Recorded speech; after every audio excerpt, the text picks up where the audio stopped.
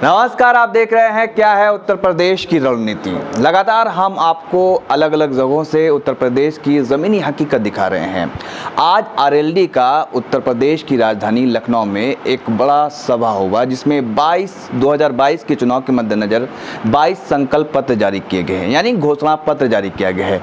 महिलाओं को 50% आरक्षण दिया गया है और युवाओं को 1 करोड़ रोजगार के वादे किए गए हैं। तमाम बातें गिनाए गए हैं कि 22 संकल्प पत्र में। इस पर हमारे साथ बातचीत करने के लिए हैं आरएलडी के प्रदेश अध्यक्ष डॉक्टर मसूद अहमद। सर, सबसे पहले आपका बहुत बहुत स्वागत है। शुक्रिया। सर, मैं चाहूँगा आपसे ये जानना कि आज आपकी पार्टी ने मैनिफेस्टो जारी कर दिया है 2022 के चुनाव को लेकर 22 संकल्प पत्र। क्या आप जनता को ये बताने में, दिखाने में कामयाब हो पाएंगे जो आपने वादे किए, महिलाओं को 50% आरक्षण और युवाओं को 1 करोड़ रोजगार? ऐसा है कि ये जो राष्ट्रीय लोकदल है और चौधरी जयंत जी के नेतृत्व में चल रहे, वो हमारे राष्ट्रीय अध्यक्ष हैं। वो हाईली क्वालिफाइड है, सज्जन आदमी है, ज़मीन से जुड़े हुए आदमी हैं, सभी समस्याओं से अवगत हैं। इतना उनको एक्सपीरियंस हो गया है 25-30 साल की राजनीति के दौरान। तो और चूँकि हम जो है चौधरी चरण सिंह की नीतियों पर चलने वाले लोग हैं, चौधरी चरण सिंह की नीतियों की जो उसी पर चौधरी अजीत सिंह चल रहे थे वो भी नहीं है। तो पूरी विरासत चौधरी जयंत जी जो हमारे राष्ट्रीय अध्यक्ष हैं उनके हिस्से में आई, उनको मिली है। उनका पालन पोषण इसी में हुआ है। अब जो आप कह रहे हैं कि चौधरी जयंत जी ने जो वादा किया है, ऐसा है कि हम लोग गरीबों के, किसानों के, मजदूरों के हितैषी हैं। तो और बाकी जो ये भारतीय जनता पार्टी की सरकार है पूंजीपतियों की हितैषी है। तो जो वो काम करती है पूंजीपतियों के हितों की रक्षा के लिए, तो 3 आदमी को फायदा होता है। वही धन अगर हम गरीबों में डिस्ट्रीब्यूट कर दें तो हजारों का फायदा, लाखों का फायदा हो जाएगा। तो पहली बात तो दूसरों में हम में अंतर ये है कि हम समता मूलक समाज के समर्थक हैं, हम समता चाहते हैं। बीजेपी भी तो सबका साथ, सबका विकास, सबका विश्वास गिनाती है। ऐसा है कि बीजेपी तो झूठ बोलने वाली पार्टी है, झांसा देने वाली पार्टी है।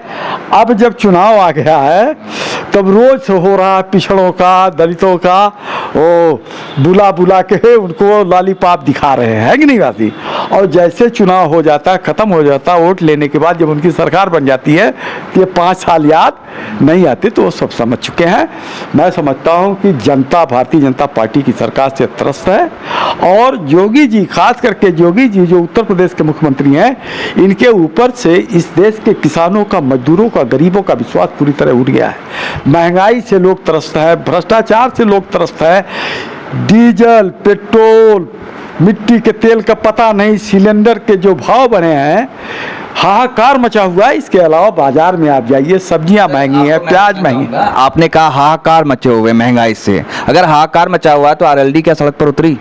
ऐसा है आर्य सड़क जनता को ये बताने के लिए सड़क पर उतरकर प्रदर्शन किया कि किस तरीके से जो भारतीय जनता पार्टी ने कहा था कि महंगाई कम होगी, डीजल 70 था, आज 100 के पार चला गया है, और रसोई गैस की कीमत 400 था, आज 1000 के पार हो गया है, सरसों का तेल वो 100 था, 200 हो गया है। क्या आरएलडी जमीन पर उतर करके जनता को बता रही है ये बातें? ऐसा है, आंदोलन कर रही है। आरएलडी ने जो है भारतीय जनता पार्टी के बढ़ते हुए कदम को, उनका जो अहंकार था, उस बढ़ते हुए कदम को रोकने का और अहंकार को तोड़ने का काम किया है।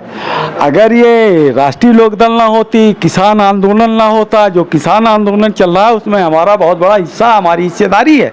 अगर ऐसा तो कह रहे योगी जी कि किसान आंदोलन जो है, ये जो सभी इसमें जितने भी लोग हैं, राजनीतिक पार्टी के लोग हैं, जो आरएलडी है 2017 में 1 सीटों पर सिमट गई थी, बुनियाद कोई नाम लेने वाला नहीं था।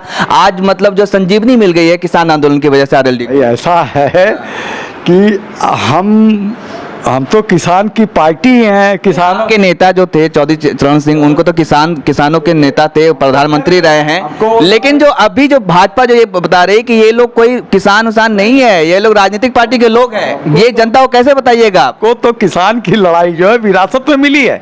हमारी तो जिम्मेदारी है, और राष्ट्रीय लोकदल का एक एक कार्यकर्ता चौधरी जयंत जी के नेतृत्व में सड़कों पर उतर के लड़ने का काम कर रहा है। और कोई लड़ रहा है क्या इस प्रदेश में? राष्ट्रीय लोकदल के अलावा वो चाहे पश्चिमी उत्तर प्रदेश में भाईचारा बनाने का मामला हो, और चाहे ये जो संकल्प पत्र की आप बात कर रहे हैं, है ना, अभी तक ये जो जनता है ये मैनिफेस्टो जानती ही नहीं थी। सुना था, लेकिन मैनिफेस्टो जो है, जो भाजपा ने भी 2017 में संकल्प पत्र का नाम दिया, लेकिन वो जो कुछ भी दिया हो, लेकिन ये घोषित करते हैं चुनाव के दौरान, है कि नहीं आसी?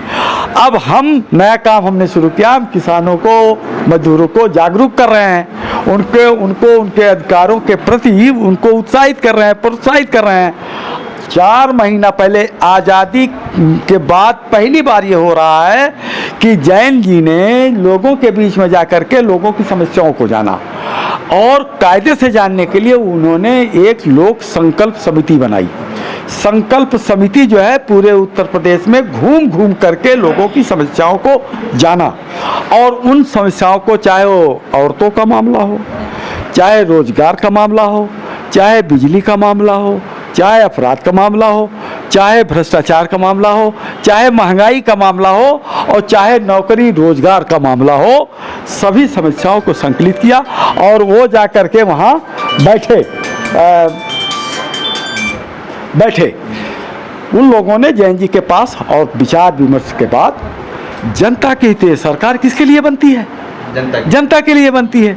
तो जनता के लिए बनती है, बीजेपी पूंजीपतियों के लिए बनती है क्या? हमारा जो है इन्होंने उलट दिया, वो तो पूंजीपतियों के लिए बनाते हैं। वो तो कह रहे हैं कि गरीबों की सरकार, वो तो कह रहे तो पता लगेगा 2022 में। तो जैन जी ने कमेटी गठित किया था, उसने अपनी रिपोर्ट दिया, हमने जनता के मैनिफेस्टो को सामने रखा। आज वही संकल्प पत्र जो है हमने अनाउंस किया है। अब वो जनता के बीच में आपके माध्यम से, अखबार के माध्यम से, हमारी जनसभाओं के माध्यम से जनता के बीच में पहुंचेगा। जनता सोचेगी, देखेगी, समझेगी, अपने अधिकार को समझेगी। अगर कुछ कमी होगी तो हमको और बताएगी, है ना। और मैं समझता हूँ दूसरी पार्टियों को बाध्य करेगी कि जो वादा किया है उसको निभाना सीखो, और तुम लोग भी साफ साफ जनता में करके बताओ हम तुम्हारे लिए क्या करना चाहिए। कांग्रेस ने भी अपना घोषणा पत्र जारी कर दिया महिलाओं के लिए 40% आरक्षण कर दिया, उन्होंने टिकट देंगे। प्रियंका गांधी ने कहा, कांग्रेस तो सन 1947 देश की आज़ादी के बाद कांग्रेस ही सत्ता में थी, है नहीं बात सही? हम जो है चौधरी चरण सिंह को थोड़ा मौका मिला था तो चौधरी चरण सिंह ने करके दिखा दिया, है ना। मतलब जमींदारों से लड़ना उस जमाने में मामूली बात नहीं थी। जमींदारी एक्ट ला करके जमींदारी खत्म किया, चकबंदी कराई, चक रोड बनवाया, सब उस पर आने जाने लगे। उसी वजह से चारों तरफ सड़कों का जाल हो गया, और इस प्रदेश में एक भी इंसान जो है वो भूमिहीन नहीं रहा। जो चकबंदी में जमीनें छूटी थी वो गरीबों को पट्टे मिल गई। अध्यक्ष जी, मेरा सवाल अब ये है कि 2013 में जो जाट, आपकी पार्टी सबसे पहले, आपकी पार्टी का जो समीकरण है जाट और मुस्लिम, पश्चिमी उत्तर प्रदेश में आपकी पार्टी का पकड़ है। 2013 में जो मुजफ्फरनगर दंगा हुआ, जाट और मुस्लिम को तोड़ा गया 2017 में, जिसकी वजह से भाजपा को फायदा मिला। क्या 2022 में वो फायदा भाजपा दोबारा नहीं उठा पाएगी? क्या मुस्लिम और जाट की एकता फिर से बहाल हो गई है? देखिए ऐसा है, उनका काम ही तोड़ना उनका पेशा है। वो तोड़ करके, तोड़ में विश्वास रखते हैं। हमारे नेता जो है जोड़ में विश्वास करते हैं। इसलिए हमने पूरे उत्तर प्रदेश में भाईचारा का प्रोग्राम चलाया कि हिंदू मुसलमानों में, जाट में मुसलमानों में, किसानों में एकता पैदा हो, है कि नहीं बात सही? इससे बड़ा नुकसान हो गया जो मुजफ्फरनगर का राइट हुआ था, जो भारतीय जनता पार्टी ने कराया था, उससे प्रदेश का नुकसान हुआ, जनता का नुकसान हुआ, किसानों का नुकसान हुआ। वही किसान जिताने वाले जो बैठे हैं आज सड़क पर लाठी खा रहे हैं। तो लोगों ने भारतीय जनता पार्टी को समझ लिया है, देख लिया है, और मैं समझता हूँ कि अब इनके झांसे में आने वाले नहीं। उत्तर प्रदेश की जनता इंतज़ार कर रही है 2022 जल्दी से आवे, चुनाव हो, वोट देने का मौका मिले और इनको भाजपाइयों को, झूठ बोलने वालों को सत्ता से खदेड़ा जाए। से आप जानना चाहता हूँ गठबंधन का घोषणा कब कर रहे हैं और किस पार्टी के साथ? ऐसा अब गठबंधन तो हमारा समाजवादी पार्टी से है। क्लियर हो गया? समाज ऐसा है कि अब आप तो देख ही रहे होंगे, आज तो फिर जैन जी ने कहा है, राष्ट्रीय लोकदल के राष्ट्रीय अध्यक्ष ने आज कहा है, चौधरी जैन जी ने कहा है कि हमारी और अखिलेश जी की विचारधारा तकरीबन एक है। हम दोनों युवा, सही भी दोनों युवा हैं, और 17 में भी 2 युवा मिले थे। अरे वो 2 युवा हम बात नहीं करते वो 2 युवा हम नहीं बात करते, वो तो हमने कह दिया कांग्रेस से हमारा गठबंधन नहीं होगा, है कि नहीं है? तो अब बात हो रही है, सीटों का मामला है, बाकी तो सहमति बनी गई है। अगर ये हम लोग साल भर से 2017 से चिल्ला चिल्ला के अखिलेश जी हम दोनों कह रहे हैं गठबंधन है, गठबंधन है, गठबंधन है, तो उसमें शक नहीं होना चाहिए। अब सीटों का मामला है, दोनों नेता बैठ करके बात करेंगे, राजनीति है, बहुत सारे लोग दोनों तरफ से लड़ने वाले हैं, हर आदमी चुनाव लड़ना चाहता है, तो कुछ न कुछ जो दिक्कतें वो बैठ करके उसको हल कर लेंगे।